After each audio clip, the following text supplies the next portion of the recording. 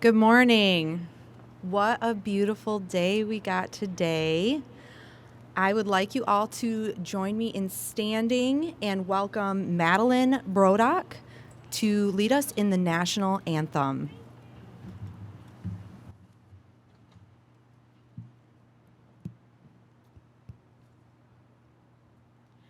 Oh, say, can you see by the dawn's early light what so proudly we hailed at the twilight's last gleaming, whose broad stripes and bright stars through the perilous fight o'er the ramparts we watched were so gallantly streaming, and the rockets' red glare, the bombs bursting in air, gave proof through the night that our flag was still there. Oh, say does that star-spangled banner yet wave o'er the land of the free and the home of the brave?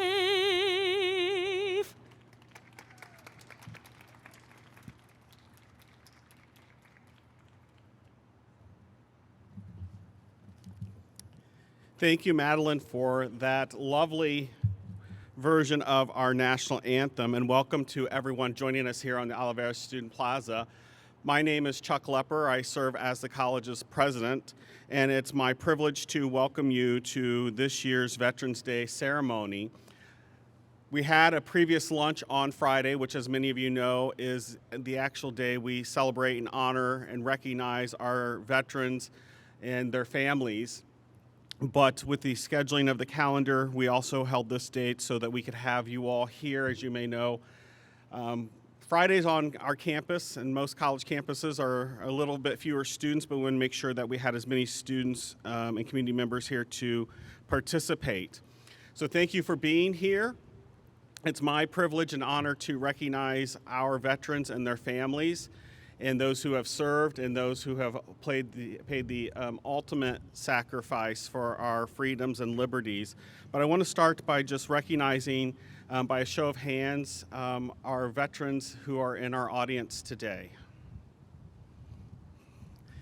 Let's give them a round of applause. We are very proud to have you as a student at Grand Rapids Community College, and this fall we had 245 military veterans enrolled at GRCC, and each year we provide service to about 400 students, so we'll see additional students in the spring and in the summer. But I wanted just to extend my thanks and appreciation and gratefulness for all that you have done and all that you will continue to do and have done in your families in making sacrifices to serve our country. And that this is a good day for us to remind ourselves of how many folks are in service to our country. And one of the facts, as I was looking for this and making sure that my paper doesn't fly away too, is that we have 19 million U.S. veterans, men and women, that make up about 13% of the U.S. population. And when you really put that in perspective, that is a huge number of people who are serving this country on a daily basis, who have made sacrifices, and that from a historical perspective, there was a commitment in this country to honor veterans on the 11th day of the 11th month of the year, because in 1954, Armistice Day was established by President Dwight Eisenhower. And then President Ford, who many of us take great pride as from Grand Rapids and represent us, he made this an official holiday as Veterans Day, celebrating on November 11th, which is also when Armistice Day would have occurred, but he did that very intentionally to coincide with the anniversary of the end of World War I, which occurred on November 11th, on the 11th hour of that day. And so it's with great intention that this day was selected to honor our men and women in the U.S. who have protected our country, who have fought for freedoms that we all enjoy today. And it's my privilege to say thank you for doing that. And we'll turn the time over to our MC, Elizabeth Van Profleet, who will have some opening remarks of herself. But again, thank you for being here. Thank you for taking time out of your schedule to honor our veterans present and those who are also on our campus who could not be here today. Thank you.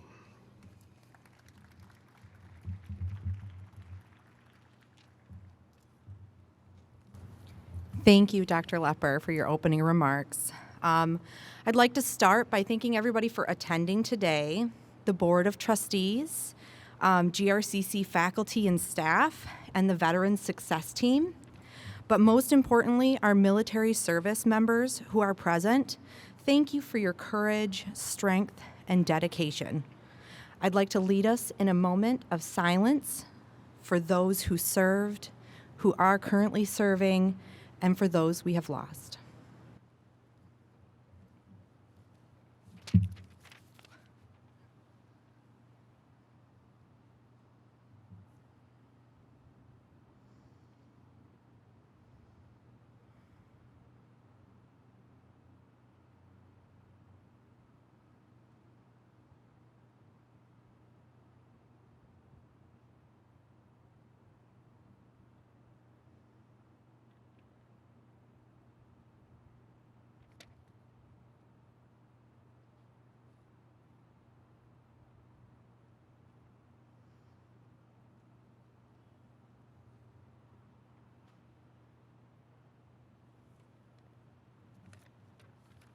Thank you. I would now like to introduce our speaker, Amy Batchelder, a GRCC alumna and the founder of the Veterans Rising.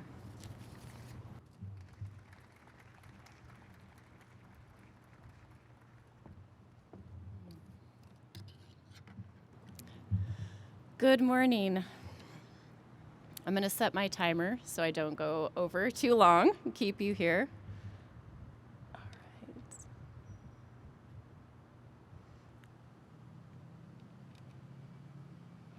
right. Okay. So thank you all for being here today. Again, we have the opportunity to thank our veterans, all those that have served and sacrificed, raised their right hand and sworn the oath to this great nation.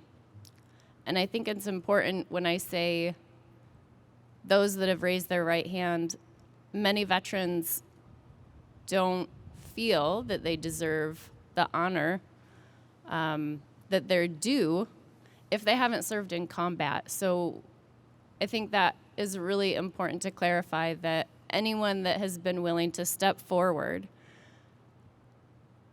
and they're ready to deploy, whether or not they do, they have sacrificed, they have stepped forward. So every veteran in the audience, whether or not you feel that, this is the day for you. And reflecting on what it means to me to be a veteran, the concept of sisu, which is a Finnish concept, kept coming up for me. And if you're not familiar with what that concept means, it embodies the idea of a person that perseveres, that is determined, that is made of grit, that doesn't give up, that does what has to be done no matter the cost. And I can't think of a better description of what it means to be a veteran. My call to serve came in 2003 when my grandfather, Jack Farrick, was laid to rest. He had served in World War II, and for his service, he was given military honors at his funeral, which includes a gun salute. And for every shot that was fired, I felt the reverberations through the core of my being, and I knew that it was my turn to serve. It was my duty to serve. So in 2004, I enlisted into the Army National Guard. I was blessed to serve for 8 years, 4 of which were here in Michigan with the 1437th Engineer Battalion. We got to build bridges, which was really awesome. We got to play with explosives, so I mean, good times. It was with that unit that I was given the honor of becoming a non-commissioned officer. I was a boat operator, I was a team leader, and it was one of the greatest honors of my life.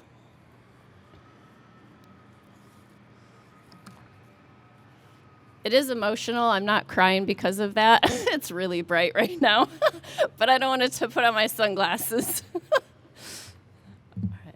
So, excuse me. With the 1437th Multi-Role Bridge Company that I belonged to, our specialty was bridge building. So we built these really unique bridges that actually float on the water. They're made of these individual bridge pieces, and they work kind of like a pontoon boat, so they float on the water. Each piece weighs 13,000 pounds, and they're transported one at a time by a 5-ton truck. When you put all of these pieces together to make a floating bridge that can then be ferried across a river or stationary, you need at least 7 bridge pieces, 5 of which create the ramp or the platform, and then 2 ramp pieces at either side, which it sounds like that would take a really long time to build. Because you're dropping these individual bays into the water one at a time. You've got boats that are catching the bays as they drop into the water. But really, to create that 7-piece bridge, it takes a standard time is 23 minutes. It's a very intense and fun accomplishment when you get there. So that's a little bit about the 1437th. In 2011, I was serving in Reno, Nevada in a medical unit, and it was the most fit time of my life. I felt like I was I was living my best life at that time. I was running, I was hiking in the Sierra Nevada mountains. I was traveling internationally. I loved my friends and family. And I started having breathing problems, which I just attributed to allergies or asthma. And that summer, I ended up in the ER with a heart rate of 39, which for women, the average is 80. And as I sat there in the doctor's office in my military uniform and combat boots, they told me that I needed a pacemaker, that my heart wasn't functioning on its own well enough anymore. I didn't hear anything else they said that day.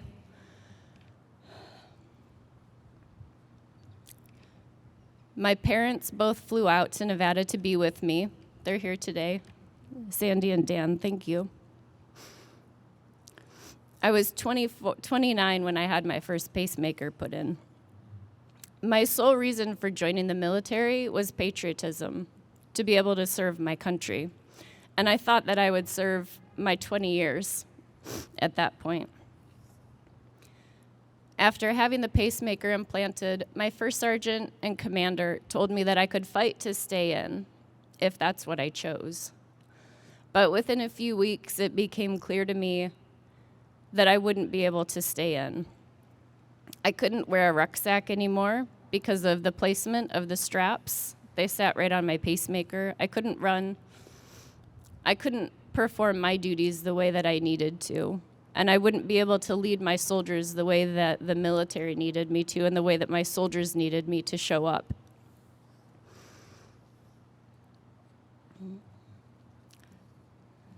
This decision to leave the military was the hardest one of my life. And when I told my unit leadership that that was my choice, it felt like my heart was ripping apart. In the years that followed, I still had health problems, and I didn't feel quite right physically. In 2015, I was living in Oregon, and I got very sick very quickly. Test after test rolled in, and I was sent to the Mayo Clinic and subsequently diagnosed with cardiac sarcoidosis, which is a rare heart disease, and advanced heart failure. The disease had been present since 2015, but had gone unchecked in my body. But through all of this, I held on to what at times probably seemed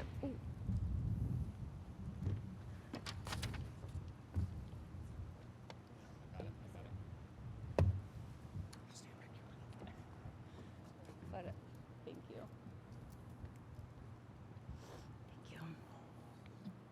Can't have that happen.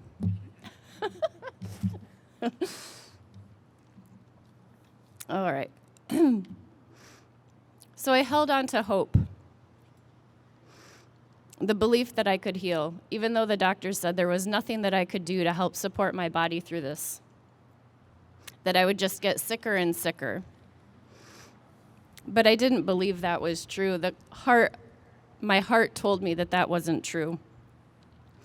And my healing journey led me all over the place: functional medicine, medical qigong, energetic healing, Mayan spiritual practices, burn ceremonies, got a little crazy. Gurus, wise women, and shamans all helped me find my way. I spent countless hours on the Pacific Northwest coast with my feet in the cool sand and feeling the salty air surround me. And that was just as healing as any other treatment I'd ever received. Hiking through deep forest trails among redwoods that have stood for hundreds and hundreds of years, that felt more like a church to me than any pew I had ever sat in. Today, I stand before you as a veteran, a mother, an entrepreneur, a daughter, a sister, a friend, and a survivor and a fighter. We all have traumas and trials in our lives. And I believe that everybody's path to healing is their own. It's different. And it's in everybody's own timeline. Excuse me.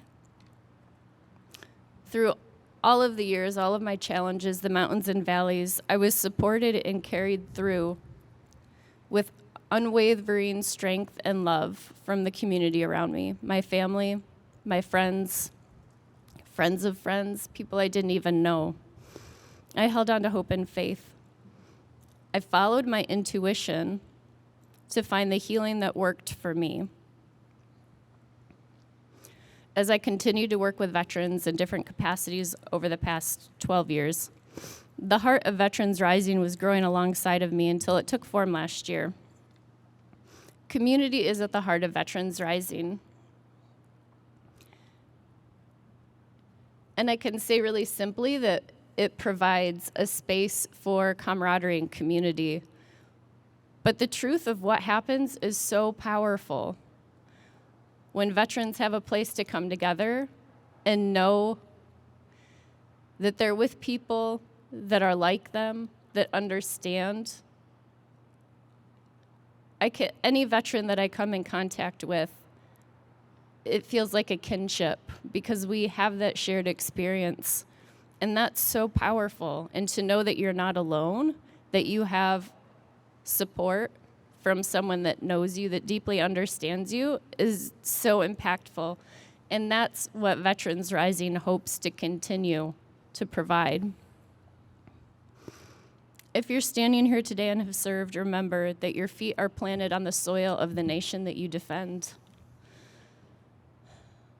Let your shoulders drop back, raise your head, and stand tall. You are the exception, and in this time and place, you're honored for all the sacrifices you have made. You are a survivor, and you are resilient. Today, we honor all those that have served. Thank you.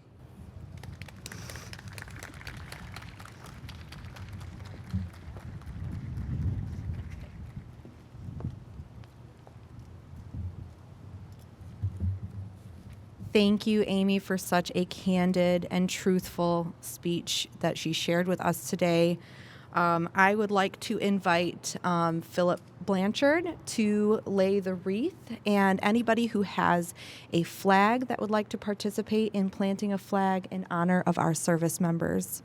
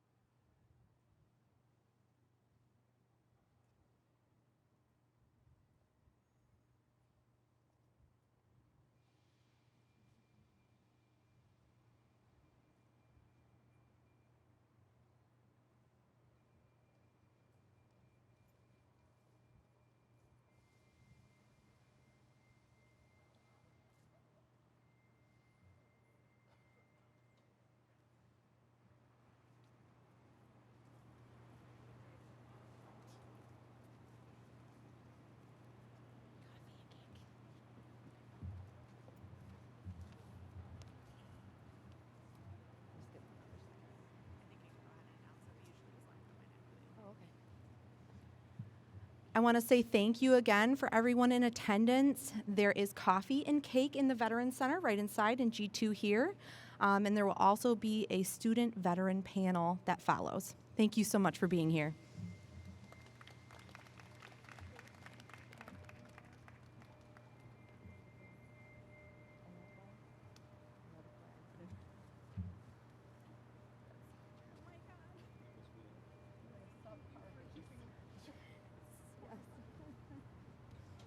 The first one you ran